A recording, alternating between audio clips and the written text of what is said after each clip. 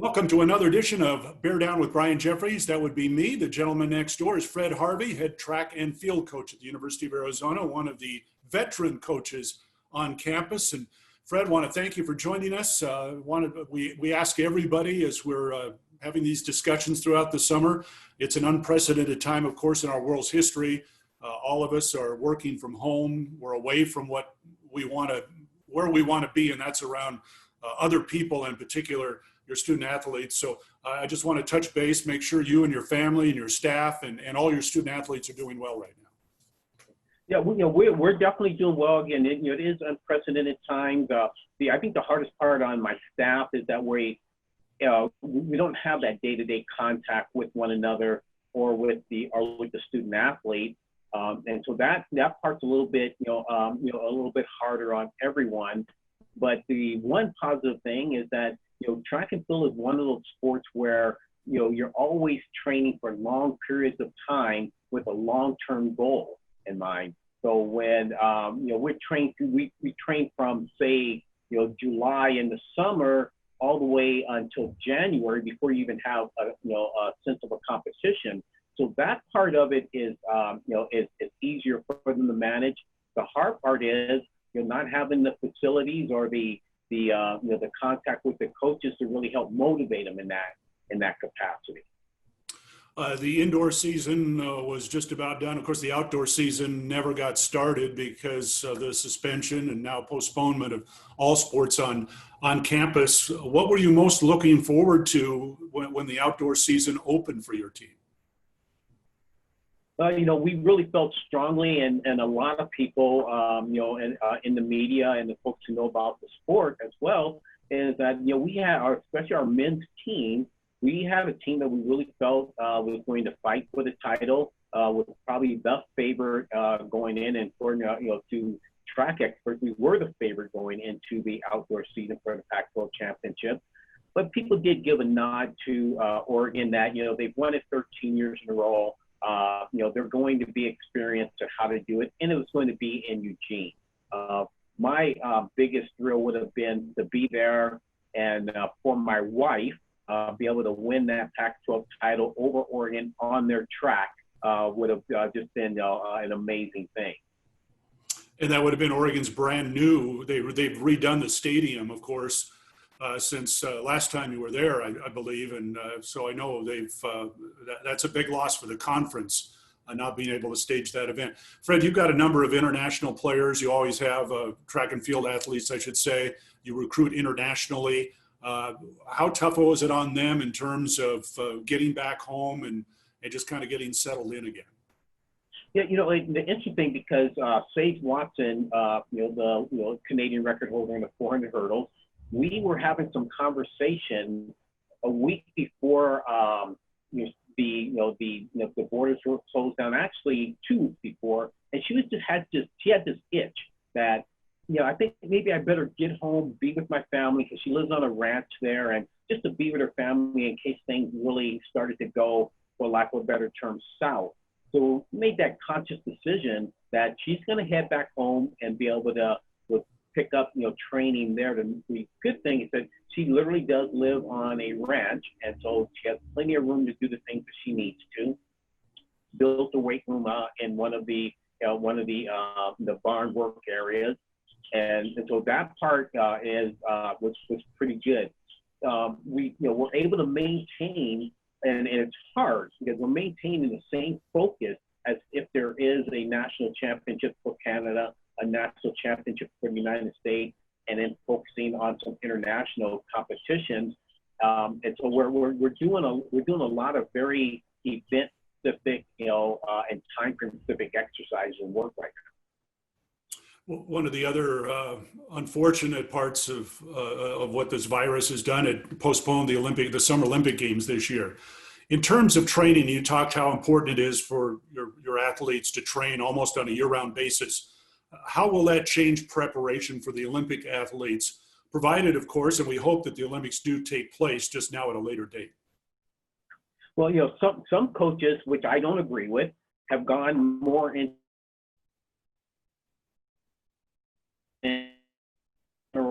type of program for athletes.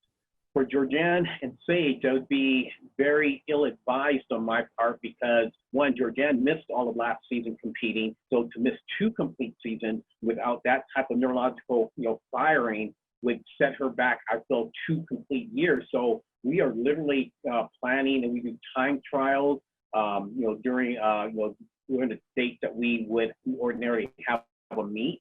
So like this morning with Georgianne, we had a hurdle session. We had a great warm up, did hurdle rhythm drills, and then we ran a time trial 200 meters for her. So we're trying to stay as close to training patterns that we would during this time of the year. And one conversation Georgianne and I were having more, it's really hard because in our minds we know we're doing the right things, but there's really nothing for us to run for. Okay. So you've talked about your athletes and their training regimen. What about you, Coach Harvey? What do you do around the house there to stay in shape now? Well, I'm telling you, I'm far more busy now than I was when I had actual training programs that I had to get out to. Now we have there's more Zoom meetings you can imagine in a lifetime that I go through. There's a lot of coordination that has to happen. Scholarships and summer school and all of these things now that we're that we have to now do virtually rather than just one-on-one meetings with with compliance or academics. For myself, I'm a very early riser. I wake up at 4:30, but I try now not to get out of bed. It makes the day too long. So I stay in bed and I actually do work in bed. The smartphones, great invention, but not necessarily the most productive thing if you want rest. So Okay. I stay in bed and I answer emails, do texting, and then I get out of bed at 6 o'clock and then I start my day. Get a coffee going, make my smoothie, and start prepping, writing workouts and those things for the athletes. I can tell you one thing that I do a lot more now. I was looking at some of the musicians, and they said, well, we do a lot more writing now, okay? And that's one of the things I do a lot more of. My mind is always thinking about different types of training programs and interval workouts that for my athletes. And that's one thing that I've just done a lot more of now, and it's just creating different type of training programs and seeing how they would sequence into what we want to do. All right, great plan. Hey, I want to go back to 1979, and for those that don't know, you were a tremendous athlete at a younger age, not that much younger, just younger age. And in 1979, Fred Harvey was clocked at 5.81 seconds in the indoor 50 meters, at the time the 5th fastest time in the world. So Fred, I want to know, if we line up a 50-meter track down at McHale Center, what is your current time in the 50 meters? Oh my Lord! Oh man, if I could break 6.5, that would be wonderful. Just a little bit older now, but that was definitely a fun experience. And the old Cow Palace in San Francisco is where that happened. And I ran that against the world record holder Houston McTeer at the time, and it was it's one of those memories that I will always have dearly on my mind. Yeah, that is tremendous. So fastest man and woman that you have ever coached in terms of just sprinting speed? I know there's a lot of events in track and field, but I'd just like to know who's the fastest. Well, easily Michael Bates. That's not even a question. On the men's side, not to little anybody else. And Brianna Glenn, those two, as far as their pure leg speed and their competitive drive, is easily the top two. You had a guy, he ran track for a little bit, and Trung candidate, but Trung is a person who probably could have been an Olympic level sprinter if he put the time into it. But his focus was, I need to get fast for football, but he definitely had that skill set. Okay, when the summer games are staged, I'll stay with the sprinters here. Who will be the favorite in your mind on the men's side to And you name an event, maybe just who's the fastest man in the world right now?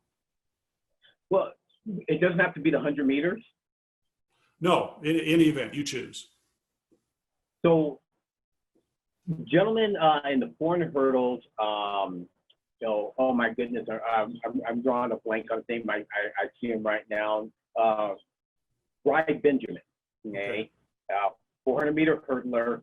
He is, in my mind, over all event areas, 100, 200, 400, 800, is the most athletic athlete and speed-wise. He's a gentleman's run, right under 47 seconds for the 400 hurdles.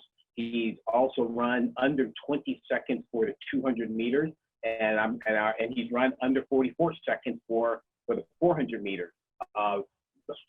All events set aside, I think he is the overall fastest individual in the world. Not the 100-meter fastest, but overall fastest in the world. Okay. Fred, what are you looking most forward to when all of this is over and we're all back together again? Outside of just track and field, I know you're excited to get back and be around your student athletes and your staff and so on. What else are you looking forward to doing when we're back to quote unquote normal? Well, I am the track and field coach. I am out of control when it comes to football. Okay? Yes. I'm completely out of control. I will admit that. I am looking forward to football. I watch football. My wife thinks I'm crazy. I watch football in my home without exaggeration, 24 hours a day. And she said, well, wasn't that game already played? Of course it's played. We're not playing games now, so of course that game was already played. I just love the excitement of football. I love the team culture of football. Everything about football, I think, has a real direct implication of things that we do in life, what we want to try to emulate in life in terms of sticking to it, work ethic, all of those types of things. But the pageantry of football, college football, is amazing. And I'm just living right across the street from McKell Center. The idea of waking up on Saturday mornings and hearing the band playing literally right outside of my yard, there's nothing else like it. Well, I've been privy to some of your motivational emails before games, and it gets me going too. So I just want you to know that. And speaking of that, that is teaching as part of coaching. And how do you emphasize that? How integral is that as you prepare your athletes for competition? I guess the mental side, the psychological side of things. Well, I mean, especially at this level, it takes precedence over anything else. So one thing I tell athletes when I recruit them is that all I'm going to be able to do here for you is I have the knowledge of being able to put a program together. I'm going to show you the right pathway, but your talent level is your talent level. That's something that God gave you. You're born to the parents. Those are things I have no control over. So me being able to educate you how to put yourself in position to be able to be that level of athlete, that's everything. So in terms of proper diet, and the importance of diet, the importance of recovery and restoration, that's the number one thing that all athletes who aren't successful, that's where they fail. They do not understand and put the importance of recovery and restoration.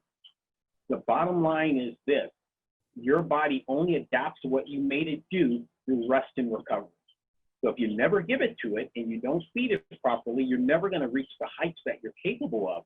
So that educational aspect with the student athlete is huge. Teaching them how to manage the level of competition. So now everyone in a Power 5 division, the Power 5 level school, everyone's good. Okay, everyone has great facilities. It's a Power 5 institution. So teaching them how to manage, well, that young lady didn't beat me in high school, but now she's beating me now. How do you navigate through that and teach them how to focus on their why and how we be able to achieve their greatness. So the educational part of that far supersedes anything from that when you a scholarship here in whatever sport, baseball, basketball, football, track and field, we've conceded that you're good enough to compete at this level. So now we have to figure out, okay, how do we get you to be able to truly perform at your best at this level? Well, Fred, you do a great job. We miss seeing you guys out at the track this year, but everybody will be back together soon. You stay well, and we'll talk again. I appreciate your time, Brian. All right. Fred Harvey, head track and field coach at the U of A. That's Bear Down with Brian Jeffries for this week. We'll see you again next time.